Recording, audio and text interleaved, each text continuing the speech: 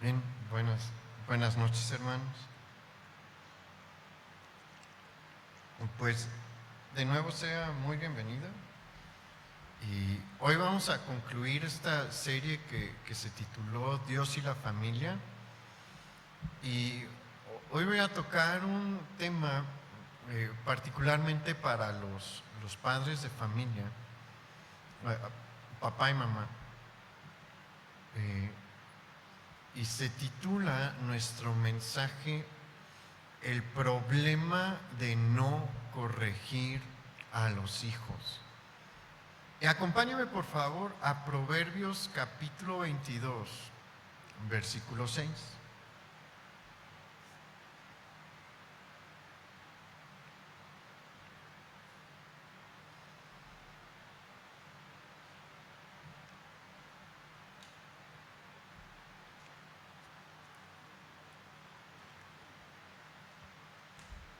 Proverbios capítulo 22, versículo 6 dice: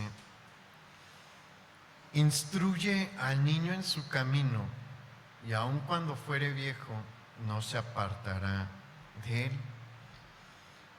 Y esta es una promesa del Señor en la que se nos menciona que si le dedicamos el tiempo necesario, y aquí preste atención, el tiempo necesario a los hijos para instruirlos en el camino del Señor, cuando ellos crezcan, se mantendrán en él. Pero aquí hay un detalle importante. La palabra instruye, y bueno, toda la oración instruye al niño en su camino, es un requisito primordial, un requisito básico para que la promesa de que cuando el niño creciese, aunque sea viejo, no se va a apartar del Señor. Y esta instrucción instruye al niño en su camino. No implica dedicarle una semana o un mes intenso de enseñanza a los niños, y que si nosotros le dedicamos esta semana intensa o este mes intenso a los niños, pues ya la promesa del Señor va a venir. No, esta frase, instruye al niño en su camino, refiere a un trabajo permanente por parte de los padres para instruir a los hijos en los caminos del Señor. ¿A qué me refiero con permanente? Durante todo el tiempo que Dios les permita. Obviamente va a ser mayor debe de ser mayor y debe de ser más intenso cuando están en casa, porque ahí están bajo la cobertura, ¿no? Pero una vez que salen, obviamente no se tiene la cobertura ya sobre ellos.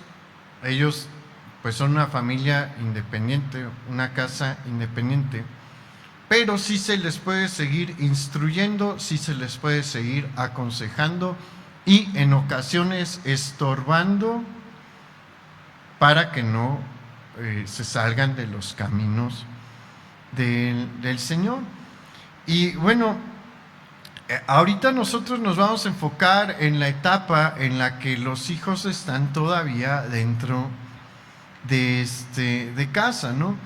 ¿Y qué es lo que el padre y la madre deben de hacer con sus hijos mientras están en casa para cumplir con este requisito que el Señor ha puesto para dar la promesa? Porque entendamos esto, esta promesa no viene gratuitamente, esta promesa no va a tener cumplimiento sin esfuerzo.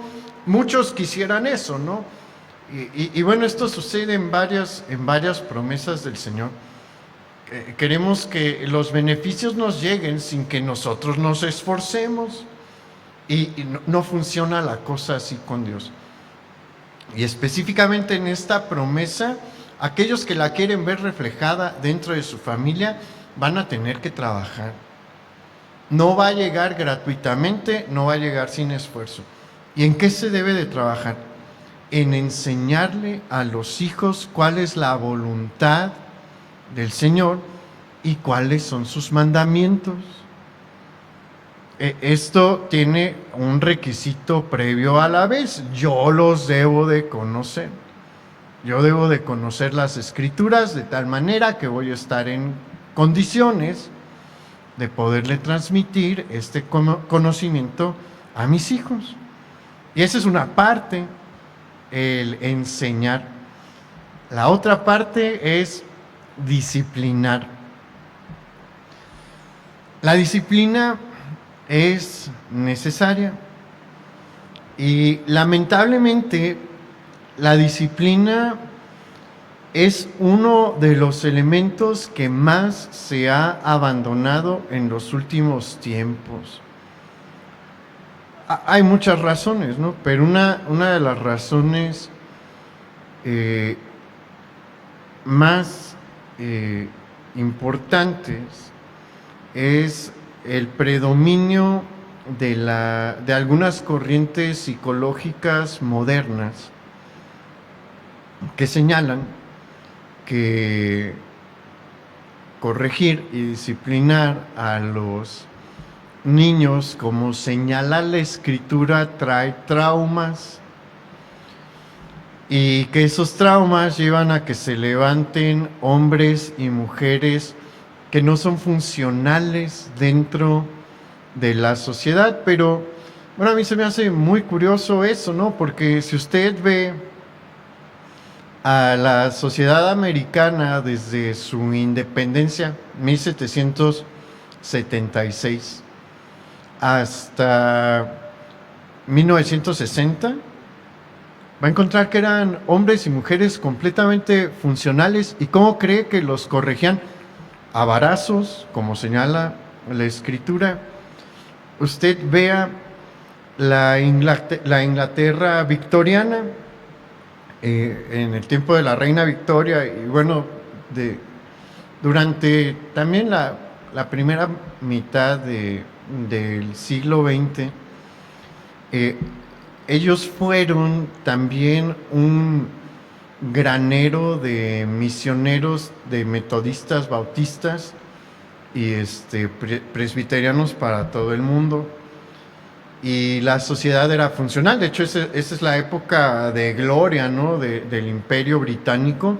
¿Y cómo cree que instruían a los muchachos?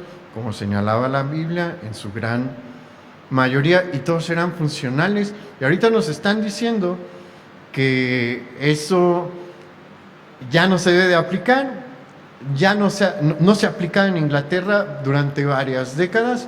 Vea usted la sociedad de Inglaterra. En Estados Unidos, en muchos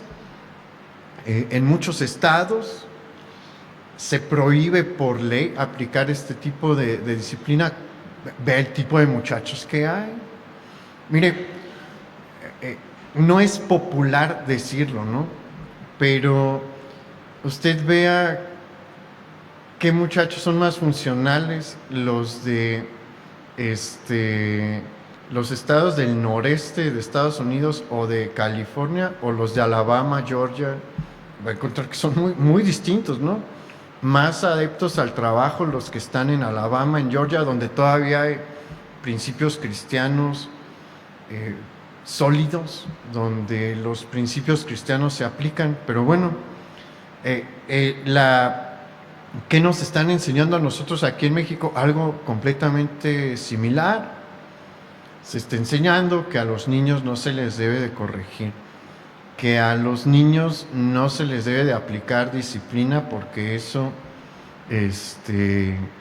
los va a traumar, ¿no? Y no van a ser funcionales. Pero vamos a ver qué dice la Biblia.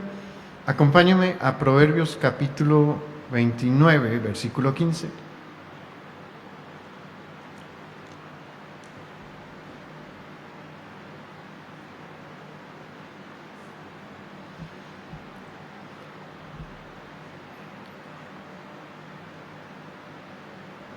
Y mire,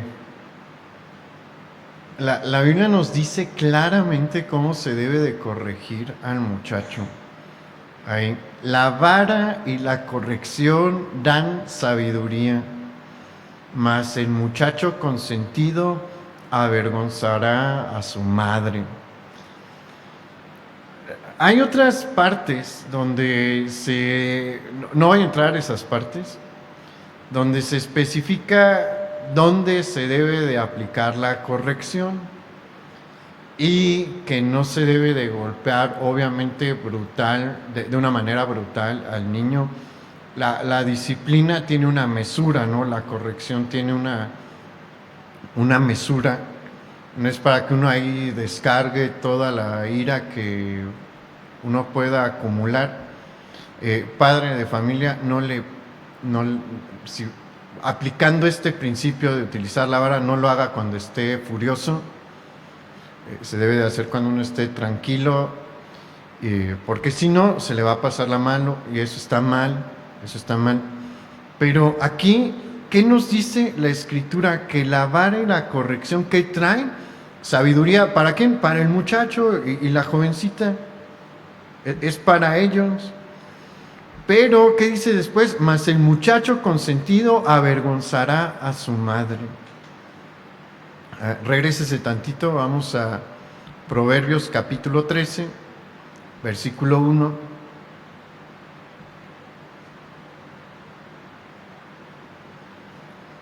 Dice, el hijo sabio recibe el consejo del padre, mas el burlador no escucha las reprensiones.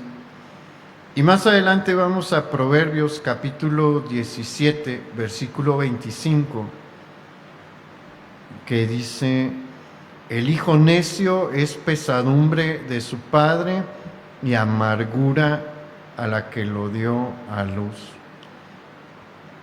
De esta manera, vemos cómo la Escritura claramente predice que aquellos que no corrijan a sus hijos, aquellos que no disciplinen a sus hijos, están destinados a sufrir vergüenza y a padecer amargura por los hechos que va a realizar su hijo rebelde.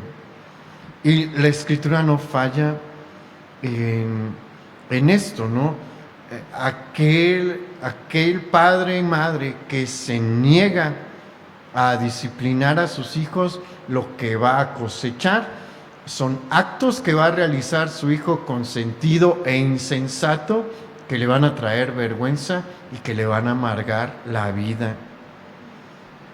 Vamos a Proverbios capítulo 23, versículos 13 y 14.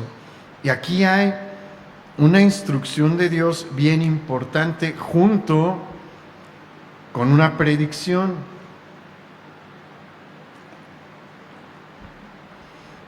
En Proverbios 23, 13 dice, no rehúses corregir al muchacho, porque si lo castigas con vara, no morirá. Lo castigarás con vara y librarás su alma del Seol. Aquí nuevamente se nos dice que ¿cuál es el medio para disciplinar? Nuevamente se nos menciona que la vara es el medio para disciplinar a los hijos cuando son pequeños. Ya cuando son más grandes no tiene el mismo efecto. Hay otros mecanismos, ahí usted necesita sabiduría para ver cómo va a aplicar la disciplina. La vara, la verdad, no es para siempre.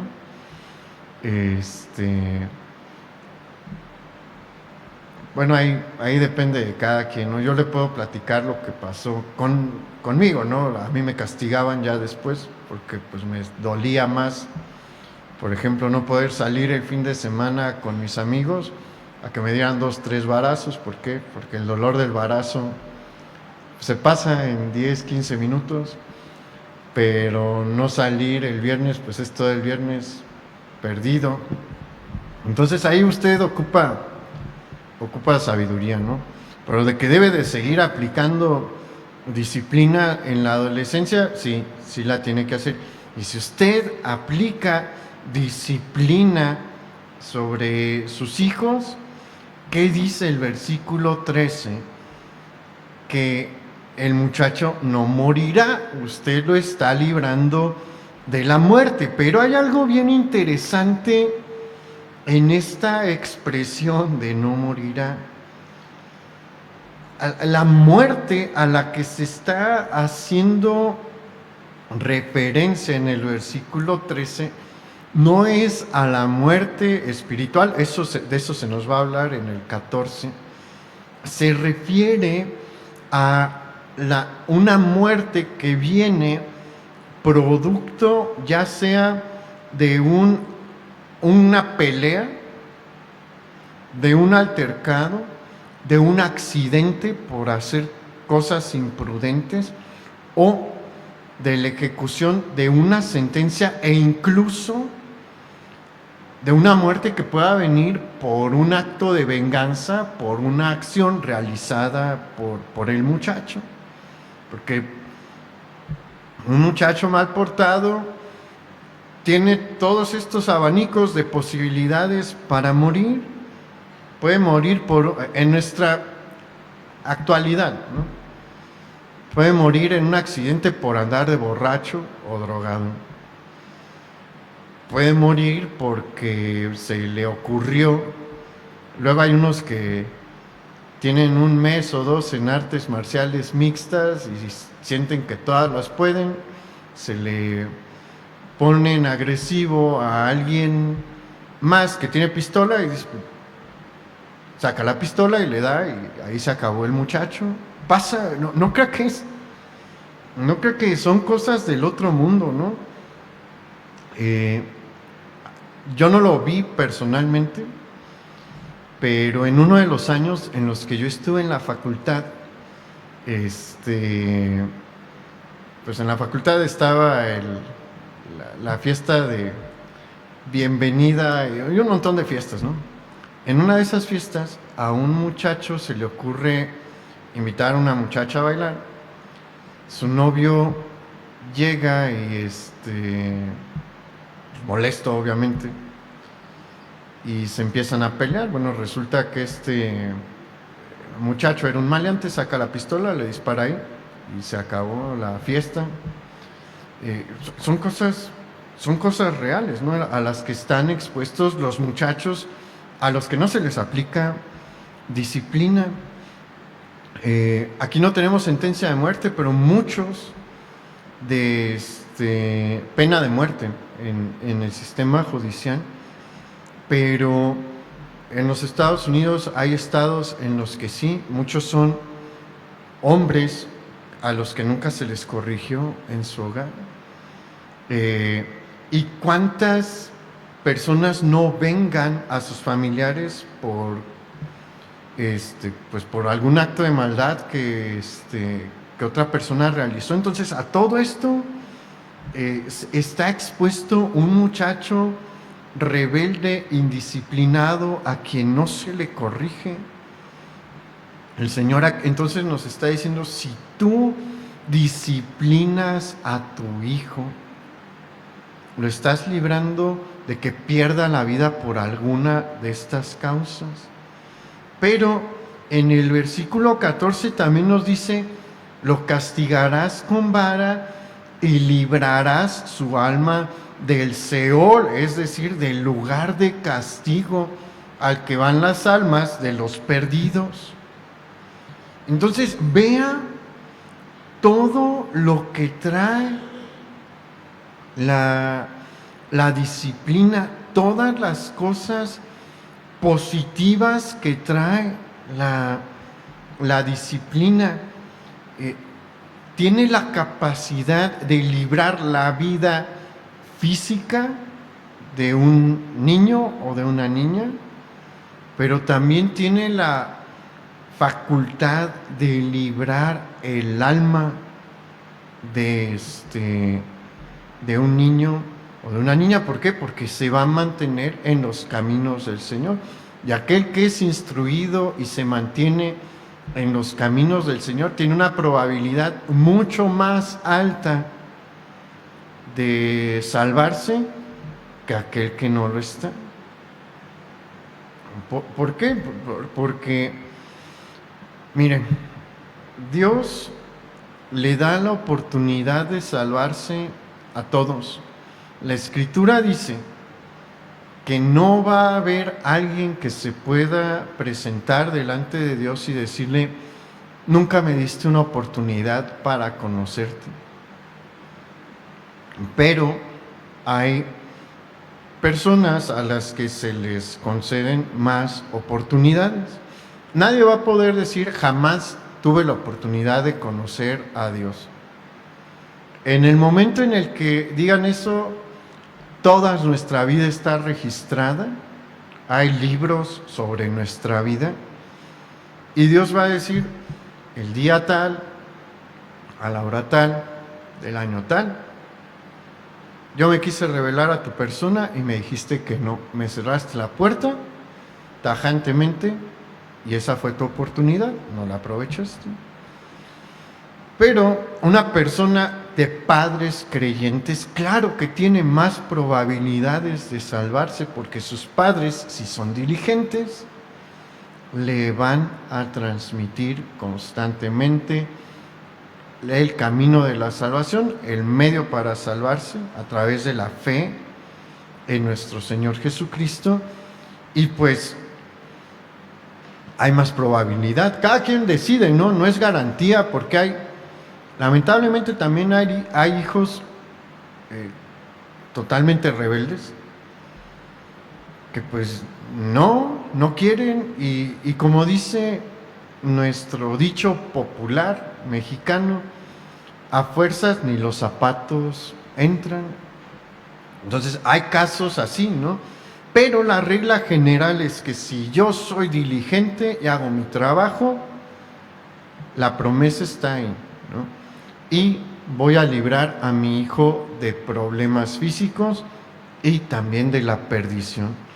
Entonces vea lo importante que es aplicar la disciplina, lo importante que es aplicar primero el método de corrección de la vara y después el que el Señor le muestre que debe de aplicar. Pero algo que es bien importante es que no se quede nada más en amenazas. La disciplina tiene que manifestarse en actos concretos. ¿Por qué? Porque la verdad es que los niños con palabras no entienden mucho, sobre todo cuando están chiquitos, ¿no? Y bueno, o sea, va a haber personas que escuchen esta predicación y van a decir que vamos en contra de todos los principios de la psicología. Y sí, la verdad sí. ¿Por qué? Porque nosotros estamos aplicando los principios que señala la palabra de Dios. Y como le menciono, hay ejemplos de sociedades que lo aplicaron y que prosperaron. Honestamente, nuestra sociedad no está funcionando. Los jóvenes no están funcionando y lo podemos ver de primera mano, ¿no? Tenemos una juventud más desubicada que nunca, porque tenemos una juventud también menos disciplinada que cualquier otro periodo de la historia. Entonces es importante que la disciplina se manifieste en actos concretos, no en simple amenaza, no en simple voz. Hay ocasiones en las que la voz es efectiva, pero la verdad es uno de los métodos menos efectivos. Y bueno, la segunda parte del primer versículo que vimos, el segundo versículo que vimos de Proverbios capítulo 29, versículo 15, nos dice que el muchacho consentido avergonzará a su madre. Y nosotros ya vimos que el favoritismo entre los hijos y el amor paternal incapaz de ver los errores de los hijos, de tal manera, un amor de esta manera que se manifiesta siendo incapaces de aplicar una disciplina, tiende a traer problemas catastróficos dentro de una familia. Es una mezcla peligrosísima el tener un favoritismo hacia los hijos y el ser incapaces de ver sus errores y de corregirlos. Eso es la mezcla perfecta para el desastre familiar. Y no hay mejor ejemplo de esto que la casa de David. Vamos a ver un ejemplo muy claro en la casa del rey David. Miren, aunque David ciertamente tenía un corazón conforme al corazón de Dios, no era perfecto. Dios escogió a David no porque fuera perfecto, porque no lo fue. Dios lo escogió porque Dios sabía que si él directamente le daba una instrucción, David la iba a obedecer. Y fue cierto eso. Cada vez que Dios le dijo, David, hay que hacer esto, David iba. Tuvo ahí su desobediencia con el censo, ¿no? Pero fuera de eso, en cuanto a... Y bueno, esa fue iniciativa de David. Dios le dijo, Dios a través de Joab le dijo, David, no vas a ofender a Dios. Y David dijo, Joab, tú vas a hacer lo que yo diga. Y Joab tuvo que hacer el censo, ¿no? Pero si era una ofensa a Dios y Dios mandó un castigo. Pero en toda otra circunstancia vemos a David consultando a Dios y haciendo lo que Dios dice. Y en ocasiones vemos a Dios dándole una instrucción a David y David iba y obedecía, a diferencia de Saúl. Dios le dio instrucciones a Saúl, una la realizó parcialmente, otra con más parcialidad, pero no era obediencia absoluta a lo que Dios había dicho. Entonces Dios estaba buscando a un hombre que buscase hacer todo lo que él quería y todo lo que él mandaba. Pero en otras áreas de su vida, David tenía grandes imperfecciones y muchas se manifestaron en su vida familiar. Y Dios no le va a tapar ninguna de sus deficiencias, ninguno de sus errores.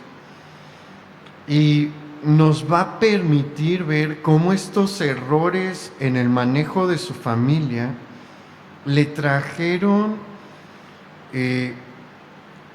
mucho dolor, le trajeron muchas penas, justo como señala el libro de Proverbios. Y bueno, para empezar, David no siguió el modelo monogámico para el matrimonio. Abandona el diseño de Dios, decide adoptar el sistema del mundo, y en esta región nosotros ya platicamos que la poligamia no es mal vista, en los gobernantes es la cosa más común y es aceptado.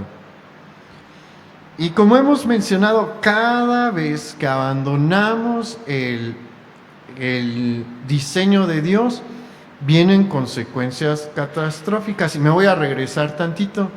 Dios nos dijo, corrige al hijo con vara y disciplínalo. El mundo nos está diciendo hoy, no lo corrijas porque lo traumas. Abandonemos el modelo de Dios como se ha hecho y veamos el desastre que hay. Cada vez que abandonamos el diseño de Dios, vienen consecuencias desastrosas. Y ahí comenzó David. David comienza practicando la poligamia Y pues la escritura nos dice que tuvo 8 esposas y muchas concubinas. La concubina es una casi esposa, o sea, sí es, no tiene los mismos derechos legales que una esposa, pero es la mujer de alguien, ¿no? Y bueno, David, 8 esposas, concubinas, no tenemos un número fijo, pero eran muchas, más de 10. Tuvo hijos con todas estas mujeres. Los de las concubinas no contaban como herederos al trono. Los de las 8 esposas, sí, tuvo hijos con las 8 esposas. Todos ellos eran príncipes del reino y nosotros vamos a encontrar, primer error de David, salirse del diseño del matrimonio monogámico.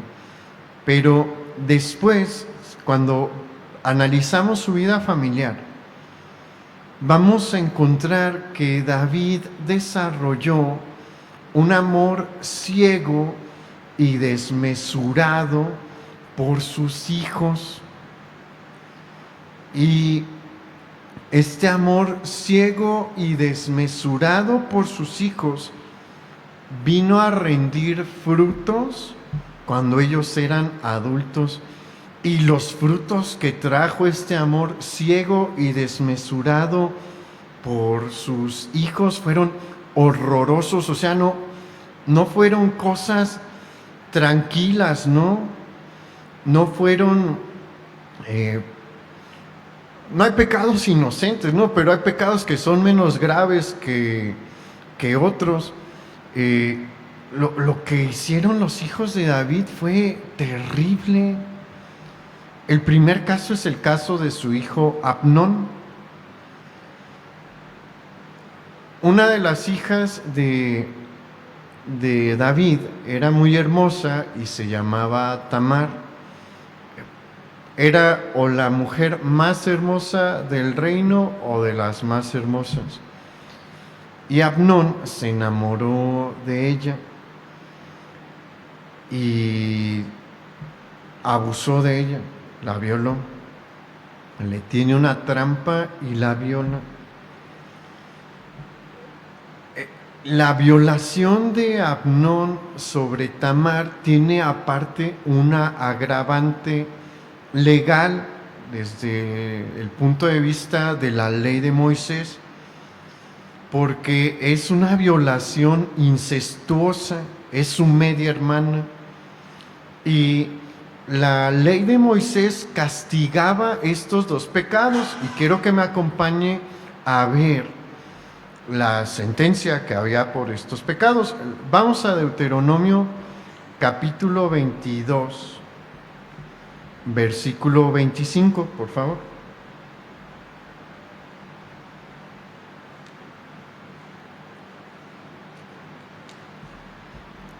Podemos ver evidentemente que Amnón era un príncipe consentido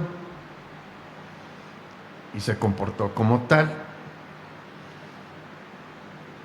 Y realiza este acto terrible que la ley señalaba que se debía de castigar de la siguiente manera. Deuteronomio 22, 25 dice: mas si un hombre hallar en el campo a la joven desposada y la forzare aquel hombre, acostándose con ella, morirá solamente el hombre que se acostó con ella, mas a la joven no se le hará nada. No hay en ella culpa de muerte, pues como cuando alguno se levanta contra su prójimo y le quita la vida, así es este caso, porque él la halló en el campo y dio voces la joven desposada y no hubo quien la librase. Esta expresión de se hallar en el campo se aplica obviamente a pues una jovencita que estaba digamos, en las tierras de su padre y no había nada alrededor, pero tenía una aplicación extra, ¿no? Refiere a una joven que aunque gritase, no había quien le pudiese ayudar. Y eso es precisamente lo que pasó con Tamar. Ella no estaba en el campo. Amnón se hace pasar por enfermo y le dice David: ¿qué tienes? Estoy muy enfermo. ¿Y cómo le hago para hacerte sentir mejor? Pues dile a mi hermana que venga a mi casa, ¿no? A darme de comer. Y bueno, David como que sí era muy ingenuo con sus hijos. Y le dice a su hermano que ve, ¿no? Tu hermano está enfermo y dice que a ver si le preparas algo de comer para que se sienta mejor. Un primo suyo, un primo de Amnón, le dijo: saca a todos de tu casa, que te lleve la comida a tu habitación y ahí haces lo que quieras. Y pues eso fue lo que pasó. Dentro de su habitación pues la domina y la viola. Por más que hubiese gritado, nadie iba a salir en su defensa. ¿Y qué decía la ley de Moisés que se debía de hacer? Dice: morirá solamente el hombre que se acostó con ella. Obviamente la mujer era una víctima, ¿no? Y la escritura hace la diferenciación. Dice: la joven fue amancillada, a ella no se le va a hacer nada, pero al hombre que la hace, lo matan. Entonces, esa era la sentencia en caso de violación. ¿Y qué dice en cuanto al incesto? Hay un montón de especificaciones de relaciones incestuosas. Acompáñenme al Levítico capítulo 20, versículo 17.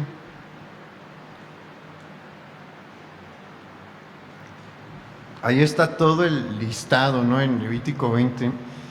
Pero esta es la que caía específicamente en el caso de Amnón. Dice: si alguno tomare a su hermana, hija de su padre o hija de su madre, y viere su desnudez, esa expresión de ver su desnudez no implica que la vea desnuda, tampoco estaba bien, pero esa expresión implica tener relaciones sexuales. Entonces dice: y viere su desnudez y ella viere la suya, es cosa execrable. Esa palabra no la usamos mucho, pero refiere a un acto asqueroso y grotesco. Por tanto, serán muertos a ojos de los hijos de su pueblo. Descubrió la desnudez de su hermana, su pecado llevará. Amnón cometió estas dos faltas a la ley. Ambas demandaban la muerte del pecador. ¿Y qué era lo que se esperaba? Se debía de llevar a Amnón a uno de los tribunales de la nación. Había varios tribunales, varias personas que fungían como jueces, ¿no? Había jueces locales, los sacerdotes eran jueces, el sumo sacerdote era una instancia más alta, él también era juez, y el rey era el juez supremo. Debió de haberse llevado muy probablemente ante el rey, por tratarse de ser el hijo de Amnón, ¿no? Uno de los príncipes del reino. Pero eso no es lo que pasó. Segunda de Samuel, capítulo 13, versículo 21, no vamos a ir ahí, pero si usted lo quiere leer después, nos dice que esto que sucedió llegó a oídos de David, y dice que David se enojó mucho, pero la ley de Moisés decía: enójate mucho y así ya pasó. No, ¿verdad? Por eso le digo que las palabras no son tan efectivas. Se necesita realizar actos concretos de disciplina. porque si no, lo único que sucede es que la cosa se va a poner peor. Y bueno, David se enojó mucho nada más, pero no llevó a Abnón ante la justicia cuando la ley de Moisés lo demandaba. La ley de Moisés decía que se le debía de apedrear públicamente. Y no era para menos, la verdad, no es para menos. Y aquí vemos el amor desmedido de David para con sus hijos. Y mire, ni siquiera era el consentido, porque aparte tenía un hijo consentido. El hijo consentido es Absalón, y Absalón es hermano de Tamar. Y Absalón empezó a ver, es que, mire, la Biblia es bien sabia.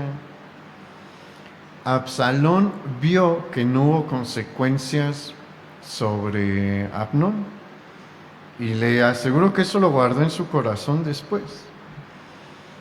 Absalón le dice a Tamar: vente a mi casa, nadie te va a volver a tocar, y yo me encargo de Abnón. 2 años después, Absalón organiza una fiesta. David conocía el carácter de Absalón, y bueno, Absalón está trasquilando a sus ovejas, y generalmente en ese tiempo eso era una gran fiesta, y le dice: papá, quiero organizar una fiesta, voy a celebrar que voy a sacar la lana de mis ovejas, y quiero que mis hermanos estén ahí, que se regocijen conmigo. Y no estaba muy seguro de autorizarlo, pero pues el amor ciego de David al final hace que le diga que sí a su hijo favorito, y pues Abnón va.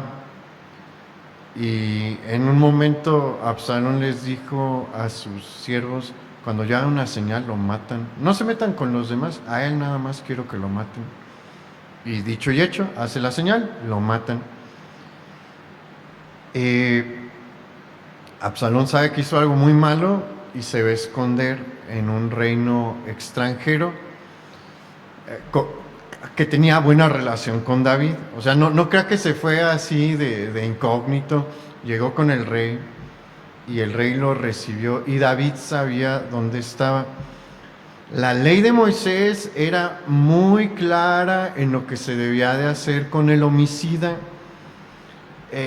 El mandamiento no matarás está en Éxodo capítulo 20, uno de los 10 mandamientos, pero más adelante, en Éxodo capítulo 21, versículo 12, yo se lo leo, encontramos la sentencia.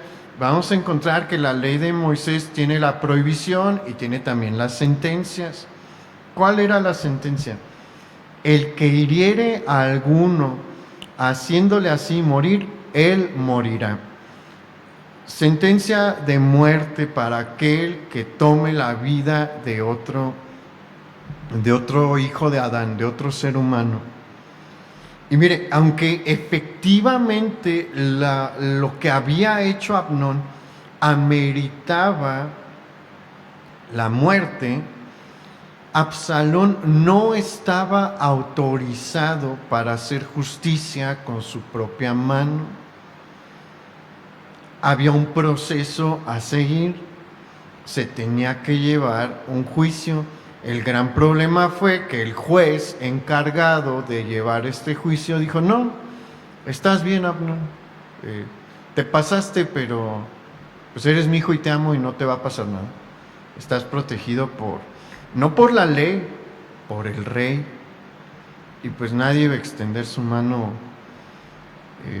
contra Abnón en este momento. Nadie iba a tocar a un príncipe del reino en este momento. Más adelante vamos a ver que alguien sí se animó.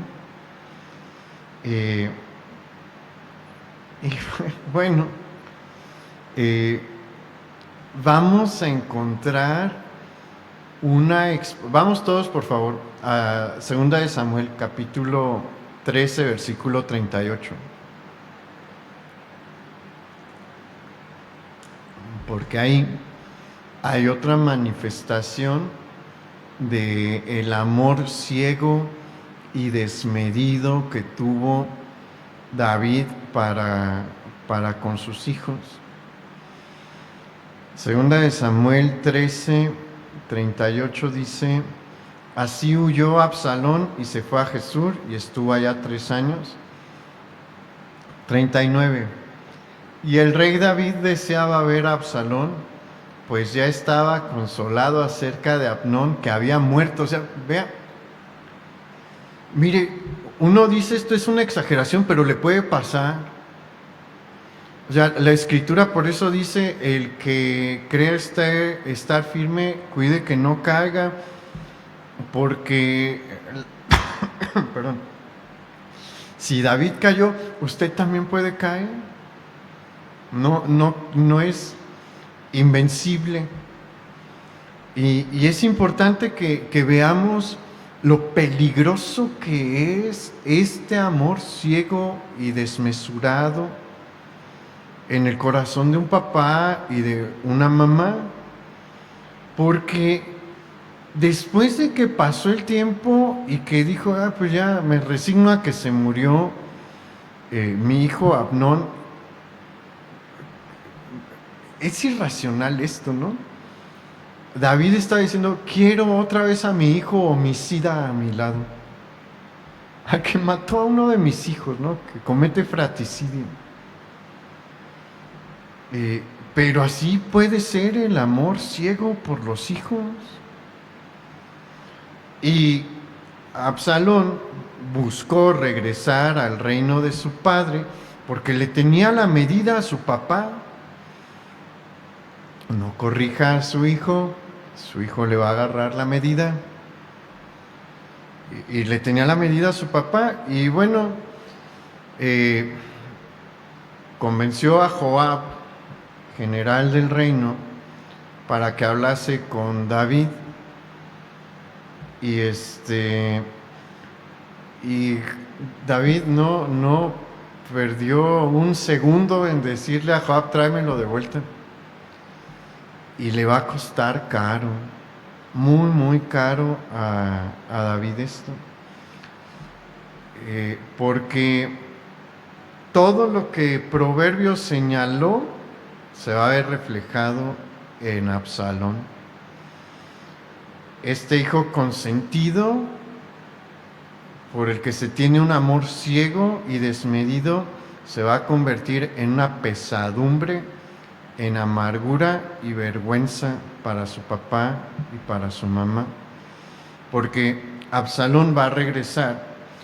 Él viene con un plan, o sea, no ama a su papá, es evidente que no ama a su papá. Él quiere organizar un golpe de estado y lo va a hacer. Por años se va a poner a trabajar, como le decimos comúnmente, tras bambalinas, para ganarse al pueblo, y lo va a lograr.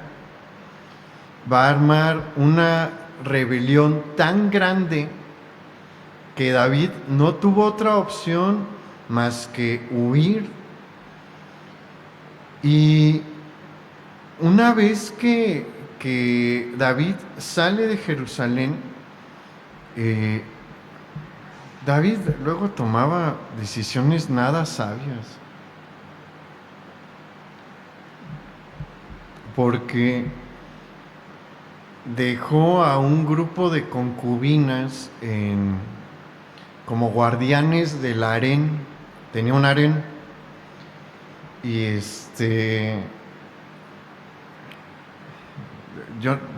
había una profecía de un castigo sobre eso para David, ¿no? Pero va en contra de la razón lo que él hizo. Una de las costumbres era que el hijo primogénito heredase el harén del rey. Y pues llega Absalón, ve el harén, y Aitofel le dice: pues tú ya sabes lo que tienes que hacer, y Absalón viola públicamente a todas las concubinas que David ahí dejó. Eso es una ofensa directa, era un acto incestuoso otra vez y era una violación, pero pues Absalón vio que David no hizo nada cuando le pasó, cuando uno de sus hijos hizo eso con una de sus hijas, ¿no? Y lo hace públicamente e inmediatamente después manda a llamar a sus consejeros y le dice: ocupo un plan para matar a mi papá. Fíjese la clase de monstruos que se crean cuando no se corrige a los hijos. Y Dios se encargó de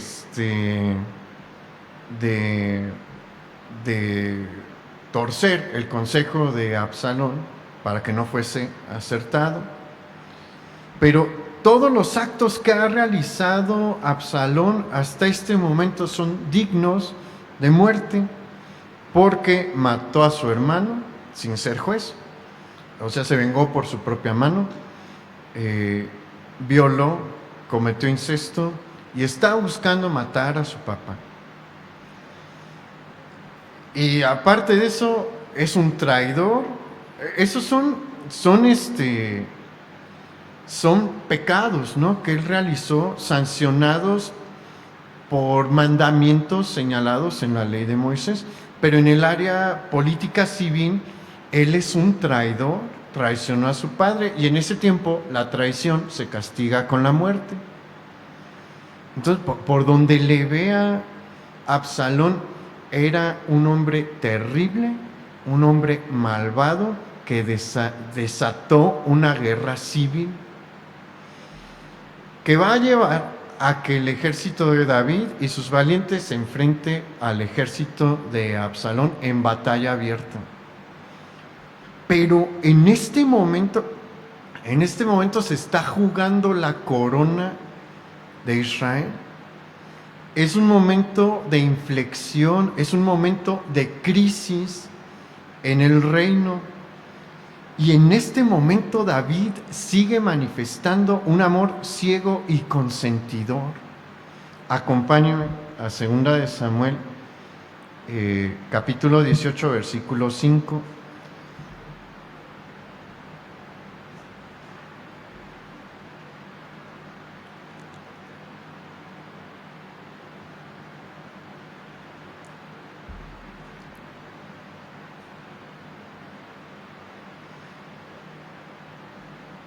Segunda de Samuel 18:5.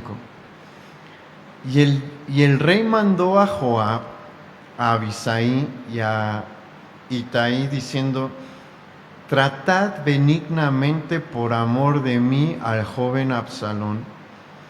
Y todo el pueblo oyó cuando dio el rey orden acerca de Absalón a todos los capitanes. Mire, esta es una instrucción ridícula. Y vea, hay algo bien interesante aquí. La manera en la que David se expresa sobre Absalón. Dice: tratad benignamente por amor de mí al joven Absalón. Absalón no es ningún joven en los parámetros de este tiempo. David se está expresando de él como si fuera un jovenzuelo, un adolescente que no sabe controlar sus impulsos y por eso hace tantas cosas imprudentes. Por eso toma tan malas decisiones, porque no tiene experiencia. Absalón tiene 29 años en este momento. Es un hombre maduro ya para este punto. No es un adolescente, sabe perfectamente bien lo que está haciendo. Es un peligro por donde le vean, pero desde el punto de vista político-militar es un peligro latente. Pero como David tiene este amor ciego, les dice a sus hombres de guerra: no le hagan nada, trátenlo bien. Si pueden, súbanlo a su asna después de que lo hayan capturado, ¿no? Porque lo voy a corregir yo. eh, este amor ciego que David tuvo hacia su hijo lo llevó a la muerte y al Seol. Porque no tenga duda, ahí es en donde paró Absalón. Absalón no está en el cielo. Justo como dijo el libro de Proverbios, por no ser corregido y no ser disciplinado, este hijo consentido perdió la vida y su alma se fue al lugar de castigo eterno. Fíjese en lo que pasó. Vamos ahí al versículo 14, ahí en 2 de Samuel 18. Una vez que, bueno, le platico qué pasó. Los valientes de David sacaron toda su habilidad de lucha, aplastan al ejército de Absalón. Absalón tiene que huir y mientras va huyendo se adentra en el bosque y tiene el cabello largo y el cabello se le atora entre las ramas, creo que es de un encinar, no me acuerdo qué árbol menciona ahí, y queda colgando. Y Joab lo encuentra y vea lo que hizo Joab ahí en el versículo 14. Y respondió Joab: no malgastaré mi tiempo contigo. Y tomando 3 dardos en su mano, los clavó en el corazón de Absalón, quien estaba aún vivo en medio de la encina. Y 10 jóvenes escuderos de Joab rodearon e hirieron a Absalón y acabaron de matarle. Joab es un personaje complicado en la escritura. Tomó a veces muy malas decisiones, pero 3 muy malas decisiones. Era muy temperamental, pero temía a Dios. Eso se puede ver en el censo. Él le dijo a David explícitamente: si tú me obligas a hacer esto, vamos a ofender a Dios. No hay que ofender a Dios. Y le fue fiel a David hasta el último día de su vida. Y era un hombre práctico y entendía muy bien los riesgos que representaba tener a Absalón vivo. Ya había levantado una guerra civil, dio un golpe de estado, humilló a David, que era su primo. Y Joab dice: si lo dejamos regresar, nada nos garantiza que va a estar tranquilo. Estoy casi seguro de que David en unos años lo va a perdonar y vamos a tener un problema que no vamos a poder resolver porque no nos estamos haciendo jóvenes, nos estamos haciendo viejos. Entonces dice: él tiene que morir, y lo mata. Las noticias van a llegar a David, y vea, vamos al versículo 31. Dice: luego vino el etíope y dijo: reciba nuevas mi señor el rey, que hoy Jehová ha defendido tu causa de la mano de todos los que se habían levantado contra ti. El rey entonces dijo al etíope: ¿el joven Absalón está bien? Y el etíope respondió: como aquel joven sean los enemigos de mi señor el rey, y todos los que se levanten contra ti para mal. Versículo 33. Entonces el rey se turbó y subió a la sala de la puerta y lloró, y yendo decía así: hijo mío Absalón, hijo mío Absalón, ¿quién me diera que muriera yo en lugar de ti? Absalón, hijo mío, hijo mío. Se vuelve a manifestar este amor ciego en David y genera un problema político y militar, porque muchos perdieron su vida en esta batalla, hombres fieles a David. Con David no se fue todo el ejército, se quedaron solo los que dijeron David es nuestro rey, y por amistad se mantienen fieles a él los grandes líderes, ¿no? Y otra parte del pueblo, porque fue una batalla grande, pero murieron personas que dijeron David, yo te voy a apoyar hasta la muerte, si ocupo dar mi vida la voy a dar, y aquí estoy, aquí está mi espada. Y David no lloró por sus amigos que lo defendieron y que derramaron su sangre por que él pudiera seguir siendo rey. Lloró por el hijo que de haber podido lo mata.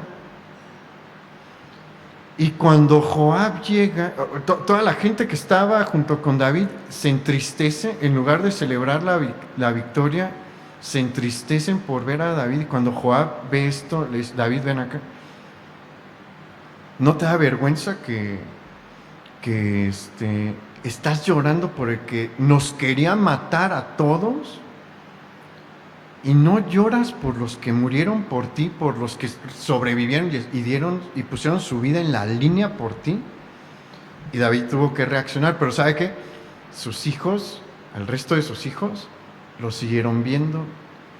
Y este amor desmedido va a traer problemas hasta el fin, porque se acuerda que cuando David estaba ya viejo, se levanta Adonías queriendo dar un golpe de estado y dijo, me va a salir bien. ¿Por qué? Porque a Absalón le salió bien. Es importantísimo que uno tome en cuenta esto que la Escritura nos señala. Discipline a sus hijos mientras puede. Cuando se le casen o salgan de su casa, ya no lo va a poder hacer. Va a poder estorbar, pero no es lo mismo estorbar que disciplinar.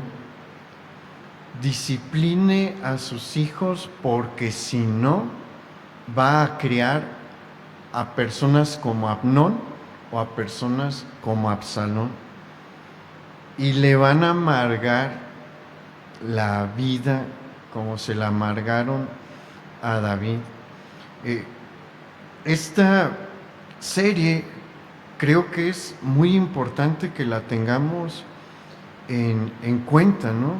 Porque la verdad es que sí nos dejamos guiar por lo que el mundo considera como correcto, pero recuerde, sí somos mexicanos, completamente mexicanos, pero antes que eso somos hijos de Dios, antes que eso somos cristianos. Y cuando el mundo nos dice, aléjate o el gobierno nos dice, aléjate de lo que la Escritura dice, porque esto es lo que ahorita es aceptado gubernamentalmente y socialmente, nosotros ¿qué debemos de decir? No, porque primero es mi Dios y después es lo que tú dices. Por eso es tan importante la separación entre iglesia y Estado, porque primero está Dios y luego está el Estado. Entonces, préstele atención a lo que Dios dice sobre la familia, aquellos que se quieren casar, aquellos que ya se casaron, aquellos que tienen hijos o aquellos que quieren tener hijos, porque abandonar el modelo que Dios estableció, como hemos visto a lo largo de toda la serie, solamente trae consecuencias catastróficas para la familia. Pero usted es libre también de decidir, Dios no lo va a obligar, pero como dijo en la ley, yo pongo delante de ti el bien y el mal, nosotros tenemos que elegir. Vamos a orar. Señor, muchas gracias, porque en tu corazón sigue estando la familia y te sigues preocupando por las familias de esta congregación. Señor, ayúdanos a prestar atención a lo que tú nos has dicho en este tiempo, porque la familia está en peligro, el mundo, la sociedad, el Estado están abandonando tus principios y lo único que están trayendo son familias disfuncionales y sociedades disfuncionales. Pero tú quieres que tu iglesia sea distinta, y la única manera en la que verdaderamente podemos ser distintos es si obedecemos lo que tú estableciste en tu palabra. Ayúdanos, Señor, porque no es fácil ir en contra de la corriente, pero vale la pena luchar y esforzarnos por nuestras familias. Te pedimos la ayuda de tu Espíritu Santo y tu dirección. En el nombre de nuestro Señor Jesús. Amén. Pues que pase muy buena noche, hermano, y nos vemos aquí en las reuniones del viernes y del domingo. El Señor le bendiga.